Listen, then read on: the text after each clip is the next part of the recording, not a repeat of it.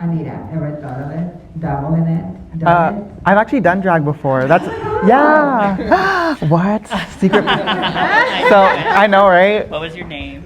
It was Tylissa Flowers. Okay. And so actually, whenever I transitioned, I was like, I really feel like Flowers is rooted in my like history, and so that's why I changed my last name to Flores. So yeah, Oh, yeah. I love it. But yeah, whenever I first started going to the gay scene, I was like obviously like 21, and I remember like I don't really think that like I don't really think did I know what drag queens were? I don't know. I felt like maybe I was a little sheltered, and I remember seeing them and being like, oh my god, that's so beautiful, right? Because I love like naturally I gravitate towards art and performance, and I'm like, oh my gosh, this person's giving us a whole like illusion, right? Like selling the fantasy. And so I remember just going like week after week, and I'm like, you know what, I kind of want to do that a little bit. And so of course, like I started to then like go out in drag, because I was like, I'm not gonna perform, I'm gonna go out in drag. And then yeah, I was like that was and that was like my like, and when people kept saying like she, like, oh you're so beautiful, she, oh, like, and stuff like that, I just felt this like euphoria. I didn't know what it was, but it was euphoria, gender euphoria.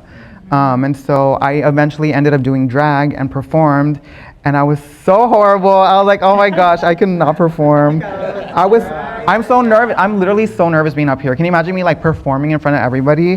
And so I was like, She looks nervous. Give her a round of thank you. Talking on the phone is so different than like talking in real life. It's so different.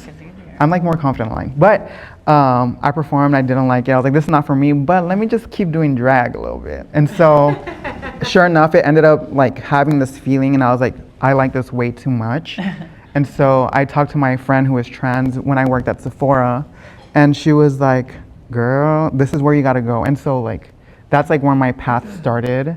But I feel like drag was like the perfect stepping stone.